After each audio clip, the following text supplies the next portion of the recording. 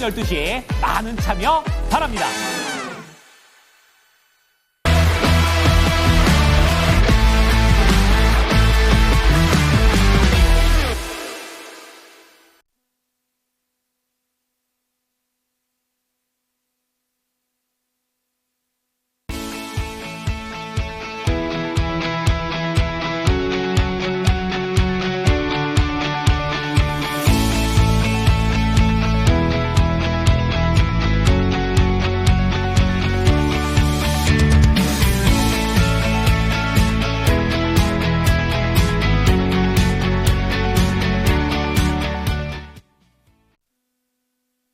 프로의 시선, 매일 다른 프로들의 증시 인사이트 통해서 승률 높이는 전략 알아보겠습니다. 오늘 수요일의 프로 타이탄 파트너스 윤여민 이사입니다. 이사님 안녕하세요. 네, 안녕하십니까. 네, 오늘 주제 보시죠. 우주항공 미증시 진정한 트럼프 수혜 섹터.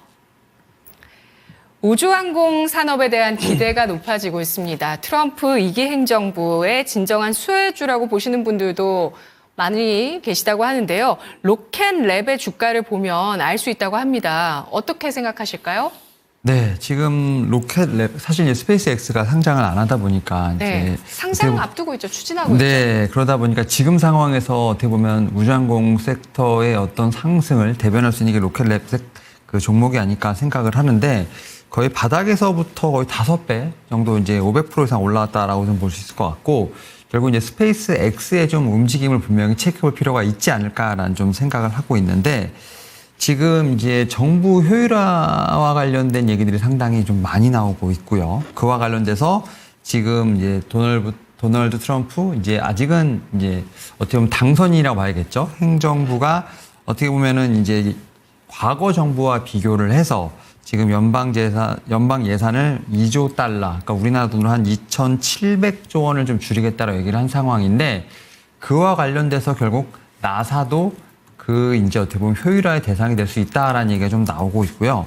사실 나사 같은 경우는 좀 실패했던 프로젝트들이 몇 개 있습니다. 그 부분에 대해서 이제 일론 머스크가 좀 상당히 지적을 하고 있다라고 볼 수 있을 것 같은데요. 특히 이제 보잉사에 좀 위탁을 제작을 해서 그 제조했던 우주선 이제 스타라이더라는 이 우주선이 기체 결함으로 인해서 지금 우주 비행사를 지구로 귀환하는 작업이 있었습니다. 그 작업은 이제 스페이스 X가 좀 이제 어느 정도 참여를 했었는데 이 보잉의 어떻게 보면 이 스타라이너를 만든 제작 의뢰했던 비용 자체가 42억 달러, 우리나라 돈으로 한 5조 한 8천억 정도가 된다라고 말씀드릴 수 있을 것 같고요. 이 스타라이너를 지금 이제 개발 지연되고 이렇게 추가적으로 나갔던 금액 자체가 16억 달러 정도 되는 상황이기 때문에 거의 기존의 예산의 3분의 1을 더 추가를 했던 기억이 있습니다. 뭐 그런 부분에서 봤을 때 일론 머스크는 아무래도 이 정부 효율화 관련된 부분에서 나사와 관련된 부분의 예산에 대한 부분들을 분명히 옥죄일 것으로 보이고 있고 그와 관련돼서 또 한 가지 또 이제 보잉도 어쨌든 고객사로 보이는 상황이기 때문에 보잉을 향해서도 상당히 많은 좀 비판을 좀 했었죠. 뭐 기술 비전문가 관리자가 너무 많다 이런 식으로 얘기했기 때문에 이런 보잉에 돌아가는 수주를 끊을 수 있는 또 그러한 부분도 분명히 연결고리가 있다는 점에서 봤을 때 나사와 보잉과 관련된 부분들 분명히 이 일론 머스크에서 조금은 타이트하게 어떻게 보면 예산이 축소되거나 또 수주가 줄어드는 그러한 상황이 나올 수도 있지 않나라는 얘기가 좀 나오고 있습니다. 네, 그렇게 되면 자연스럽게 민간 우주 기업들이 좀 더 어떤 활동을 하고 네. 더 성과를 좀 낼 수 있는 걸까요?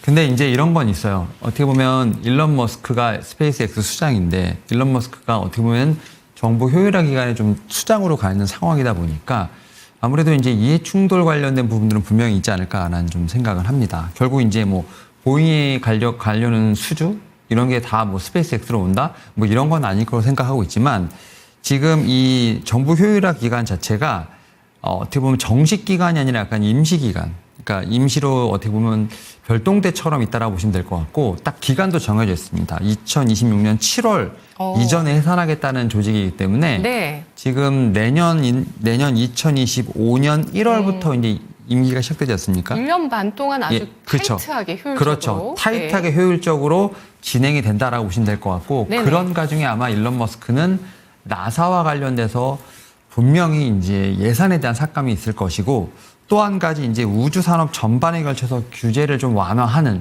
그 두 가지 작업을 빠르게 해놓고 아마 나오지 않을까.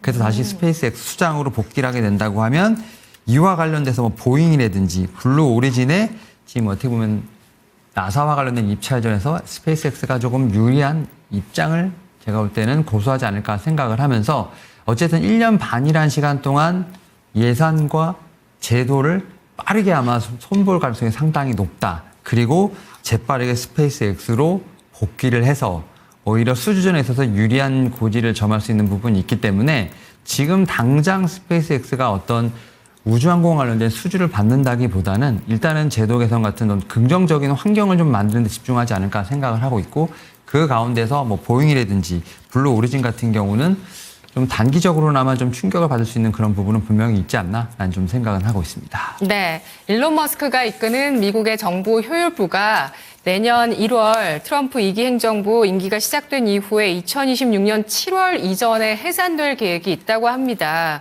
이렇게 짧은 시간 일을 하게 되기 때문에 네. 또 구인을 할 때 주 80시간 무보수의 슈퍼 IQ를 보유한 네. 인재들이 좀 와서 일 좀 하자 이런 얘기를 했었는데요. 빠르게 일을 처리하고 나서 다시 스페이스X로 복귀한 이후에 좀 더 본격화된 사업 움직임을 보일 것이라고 예상을 해주셨는데요. 그렇다면 스페이스X는 트럼프 2기 정부에서 로켓 발사 횟수를 어느 정도로 늘리게 될까요? 또 어떤 프로젝트 진행 예정인가요? 지금 스페이스X가 사실 이제 올해 이제 세웠던 계획이 뭐였냐면 올해 발사 한 5회 정도, 재착륙 시험 한 10회 정도였는데 아마 이런 부분들이 거의 3배 이상 늘어나지 않을까라는 좀 생각은 하고 있습니다. 내년부터 모든 탐사를 뭐 25회 이상 늘린다라는 얘기도 있고요. 또 2026년까지 화성에 무인 탐사선 5대를 발사하겠다는 계획도 갖고 있다라고 좀 얘기가 나오고 있는 상황인데 결국 그러한 부분은 결국 이제 우주 산업에 대한 규제가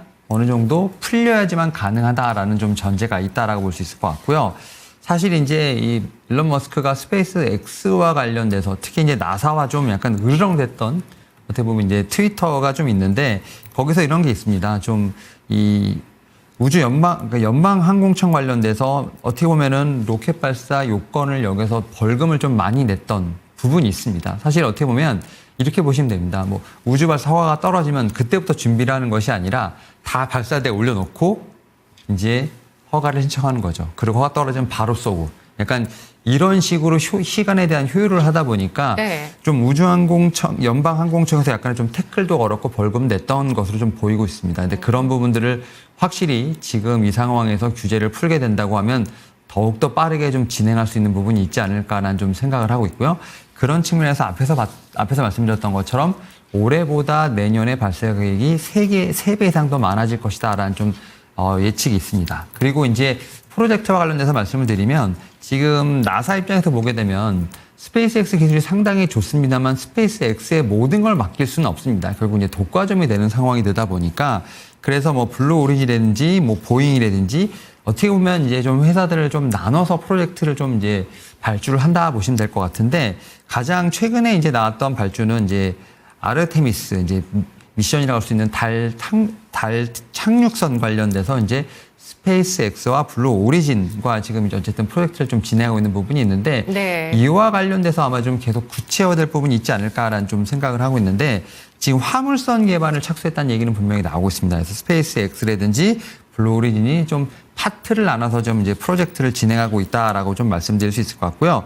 지금 뭐 스페이스X라든지 이제 이런 블루 오리진 같은 경우는 목표가 지금 2032년입니다. 2032년까지 달에 어쨌든 기압에 대한 부분들부터 시작해서 여러 탐사와 관련된 좀 기술적인 문제를 해결하면서 지금 달 탐사와 관련된 부분들 거기에 또 이제 서식지를 좀 어떻게 보면 전달하는 임무를 좀 맡는 상황이기 때문에 정말 이제 달에 대한 부분을 정말 확실하게 탐사할 수 있는 그런 부분을 프로젝트를 세우고 있다는 점에서 봤을 때 오히려 이제 어떤 느낌이냐면 정말 달을 탐사하는 게 아니라 달에 이제 인간을 데리고 간다. 약간 이런 느낌이라고 보시면 될 것 같습니다. 그런 측면에서 봤을 때 이 프로젝트는 상당히 좀 제가 볼 때 주목을 받는 프로젝트라 볼 수 있을 것 같고 여기에 더해서 뭐 유인 착륙 시스템도 개발하고 있는 상황이라 볼 수 있을 것 같고 뭐 여러 가지 프로젝트들이 좀 진행되고 있습니다만 일단은 지금 상황에서 보게 되면 나사와 또 블루 오리진과 스페이스X가 협력하는 건 일단 달 탐사 여기에 더해서 지금 스페이스X는 단독적으로 화성에 관련된 부분을 앞에서 말씀드렸던 것처럼 네. 화성 무인 탐사선까지 좀 보낼 생각을 하는 상황이기 때문에 스페이스X는 뭐 여러 가지 프로젝트를 지금 진행을 하고 있다라고 좀 말씀을 드려야 될 것 같습니다. 네. 그렇군요. 이 로켓 발사 같은 경우도 발사를 많이 하면 할수록 더 기술이 좋아지는 건가요? 횟수가 많을수록 좋은 겁니까? 일단은 어떻게 보면은 이 횟수와 관련된 부분을 좀 말씀을 드리면 지금 상황에서 봤을 때 그 올라가는 부분에 있어서 사실 기체에 관련된 결함 같은 경우에서 사실 실패하는 경우가 좀 상당히 많이 있었고요. 특히 우리나라 같은 경우도 여러 번 좀 실패했던 부분이 있었습니다만 오히려 스페이스X는 그 부분을 더 떠나서 발사체를 재활용하는 기술까지 지금 어쨌든 간에 지금 선보이고 있는 상황인데 결국은 이 기술과 관련된 부분에서 말씀드렸던 것처럼 횟수가 좀 많아지면서 노하우가 좀 많아져야 되지 않나라는 좀 생각을 하고 있고 거기에 더해서 이제 우주라고 하는 것은 아직까지는 제가 볼 때는 좀 미지의 영역이다 보니까 지구 내에서 개선할 수 있는 한계가 좀 분명히 있지 않나라는 좀 생각을 하고 있습니다. 그런 측면에서 계속해서 좀 노하우를 쌓아가는 측면, 그런 측면이 스페이스X가 좀 상당히 많지 않나 생각을 하고 있고 지금 뭐 이제 하늘을 좀 보시게 되면 별보다도 되게 선명하게 반짝반짝거리는 것들이 있습니다. 그건 이제 우리가 흔히 말하는 별이 아니라 다 이제 인공위성이라고 볼 수 있을 것 같고 거의 대부분이 지금 스페이스X가 쏘아 올린 어떤 위성이라는 생각을 하시게 된다고 하면 그만큼 노하우가 상당히 많이 쌓여 있는 스페이스X가 월등하게 유리한 기술을 갖고 있다는 것. 그건 결국 이제 횟수와 좀 비례하지 않나라는 좀 생각은 하고 있습니다. 네. 그리고 정부 효율부에서 규제까지 완화하면서 더욱더 스페이스X의 로켓은 많이 쏘아질 거고 지금보다 3배 이상 그 로켓 발사 횟수가 늘어날 것으로 전망을 해주셨습니다. 그리고 2030년까지 스페이스X, 블루오리진 등이 달에 대해서 탐사를 하고 또 화성까지도 탐사를 하면서 거기에 결국에 종국에는 이제 사람을 거기다 보내는 네. 거기서 이주해서 살 수 있는 그런 여건까지도 만들겠다는 게 일론 머스크의 야심인데요. 그 뭐 우주에서 할 수 있는 게 많긴 많더라고요. 이제 우리 가느냐 마느냐 혹은 뭐 어느 정도 탐사를 하느냐 이렇게 나오지만 좀 자세히 내용 나와 있는 것들 중에서는 뭐 자원 채굴도 할 수 있고 그렇죠. 예, 또 위성 쏜 것도 쓰레기 또 뭐 처리하는 뭐 이런 부가적인 이런 산업들도 있고 굉장히 그쪽에 이제 좀 확장될 수 있는 산업들이 많이 있던데요. 주목할 종목을 보기 앞서서 스페이스X 기업 가치가 350조 원 평가가 나왔는데요. 네.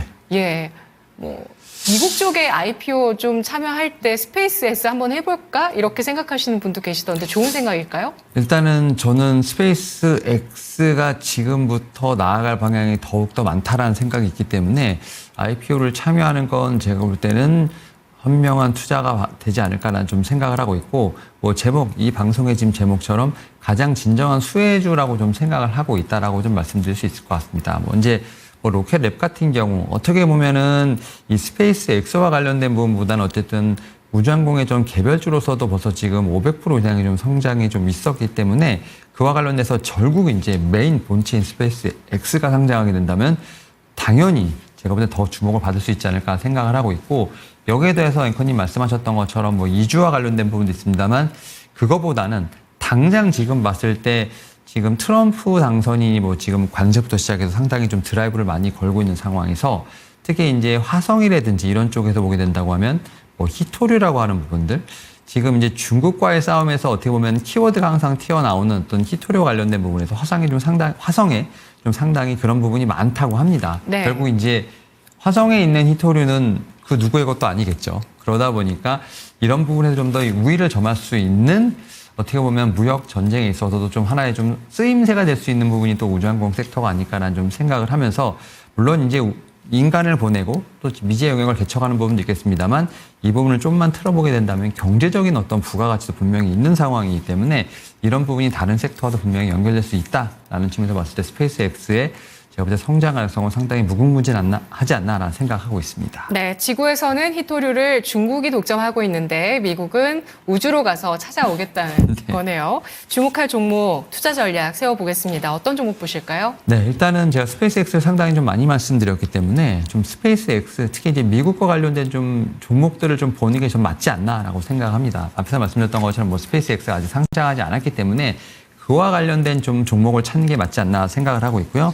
그런 측면에서 갖고 온 종목이 바로 이제 라이프 시멘틱스라는 종목이라 말씀드릴 수 있을 것 같은데 이 회사의 지금 대주주를 좀 주목할 필요가 있습니다. 최대 주주가 이제 스피어 코리아라는 회사라고 말씀드릴 수 있을 것 같은데 이 회사가 미국의 글로벌 민간 우주항공사 니켈 합금 분야에서 지금 키 벤더가 5개가 있는데 그 중에 한국의 유일한 키 벤더라고 좀 말씀을 드릴 수 있을 것 같습니다. 특히 이제 이 회사가 어쨌든 지금 최대 주주고 이제 아마 곧 있으면 합병에 관련된 이슈가 좀 나오지 않을까라는 좀 생각을 하고 있는데 실적도 상당히 좀 탄탄하다라고 좀 말씀드릴 수 있을 것 같습니다. 특히 올해 지금 반기 실적을 봤을 때 매출 450억 정도에 지금 영업이익 또한 87억 정도가 나오면서 하반기의 실적도 분명히 기대감이 있다라고 좀 말씀드릴 수 있을 것 같고요. 특히 이제 라이프 시멘틱스 지금 자회사를 통해서 지금 이제 디스트리뷰션 센터를 지금 런칭할 것으로 보이고 있기 때문에 그런 측면에서 저는 스페이스 X, 특히 미국의 지금 우주항공과 좀 상당히 인접하게 좀 연관이 있는 섹터가 종목이 아닐까라는 좀 생각을 하면서 관련주로 라이프 시멘틱스 한번 말씀드려보도록 하겠습니다. 네, 알겠습니다. 우주 관련주로 라이프 시멘틱스의 수혜를 예상해 주셨습니다. 분석 고맙습니다. 네, 감사합니다. 네, 프로의 시선 윤여민 이사였습니다.